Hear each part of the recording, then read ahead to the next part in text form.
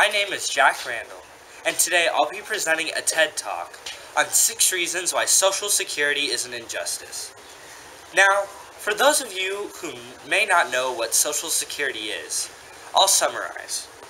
Social Security is a program put in place by the U.S. government to help citizens pay for certain medical expenses and to provide for the retirements of American citizens.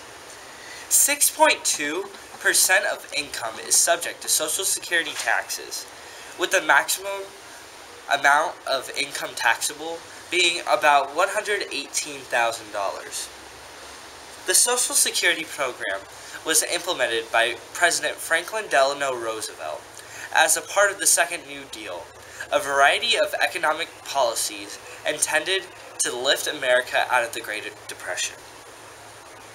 Reason 1. You may never receive Social Security benefits, even if you pay into the Social Security program your entire life. When a person reaches 62 years of age, they may first begin taking out monthly Social Security payments. The earlier they die, the less payments they'll receive. And if they die before the age of 62, they'll never have the opportunity to take out a single Social Security payment. Reason 2. The Social Security program today is ill-equipped to deal with present and future retirees. In 2034, it is expected that the Social Security fund will be depleted, and at that point, retirees will receive 25% less than of benefits than future generations have received. The root of this problem is the staggering numbers of people born in the baby boomer generation. Because of this, the amount of people retiring is rising relative to the working population. Because of this, our generation will be stiffed, forced to pay Social Security taxes as the generations before us, but failing to receive what these previous generations have. Reason 3. Social Security in no shape or form promotes the collective good. In one CNBC article, it was reported that 82% of Americans believe it is important to contribute to Social Security in order to promote the common good. However, this is a logical fallacy. If people wish to be charitable, why wouldn't they contribute money or time directly to volunteer organizations? Without Social Security, citizens would have more money to give to the organizations that they supported on a personal level. In addition, not all Americans are eligible to receive Social Security benefits, and this is usually because of a lack of work experience.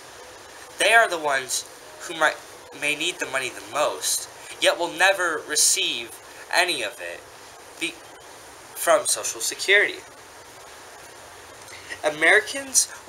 Without Social Security, Americans would be assisting those who they felt really deserved help, not just giving blindly to the population at large.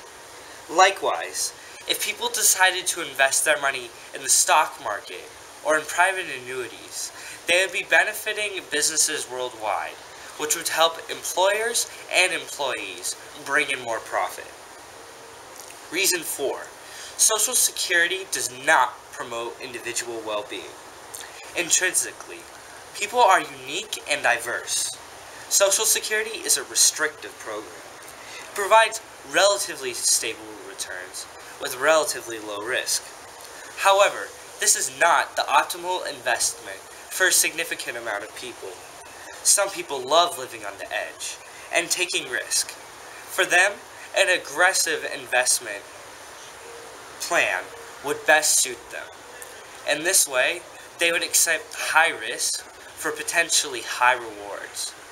Maybe it's a low-income family who's struggling to get by.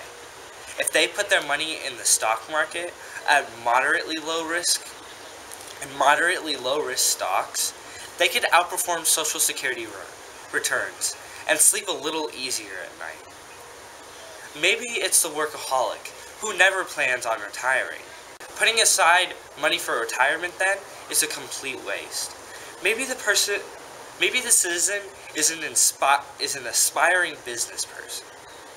With the money that they pay to Social Security taxes per year, they could instead be saving it to one day provide for starting up their own business, which could in turn help support them and their family for generations to come.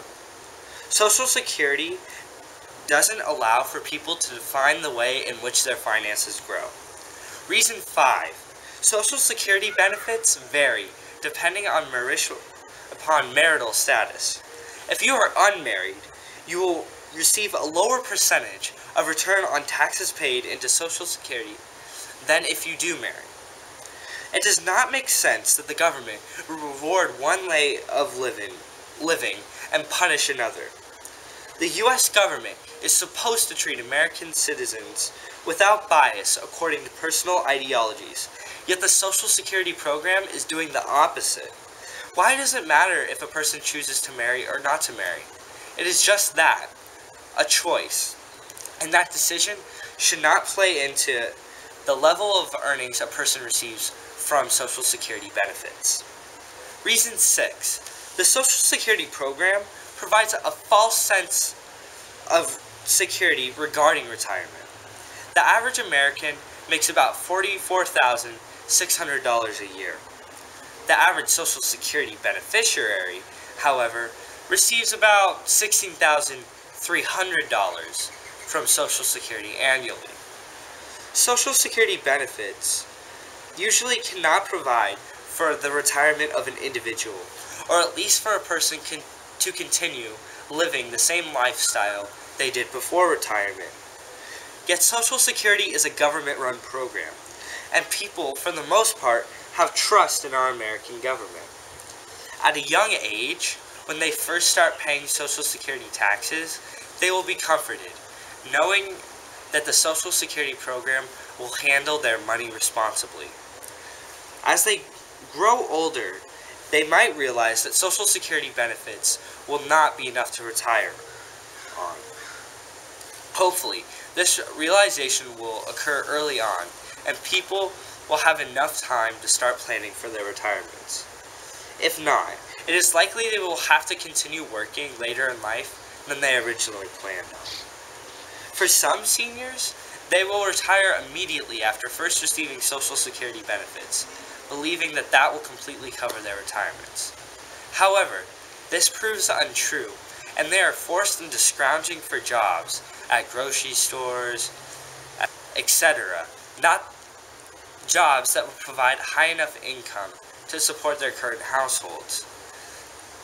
This has led to a growing epidemic of homeless elderly citizens. A program meant to help people be secure and retire in good finance has done the exact opposite by assuring citizens of their financial futures, instead of prompting citizens to actively plan for their retirements. In conclusion, the Social Security program is an injustice to American citizens. The government should have no place in deciding the way in which we retire. We should not be limited in how we support each other, nor in the manner we develop ourselves. We should not be supporting a program that is unsustainable, and we should not support a program that is negatively impacting the lives of so many people. What we should be doing is making efforts to rid ourselves of this demeaning program, whether through our voices or through our representatives. A controlling, destructive program like Social Security has no place in modern American society. Thank you.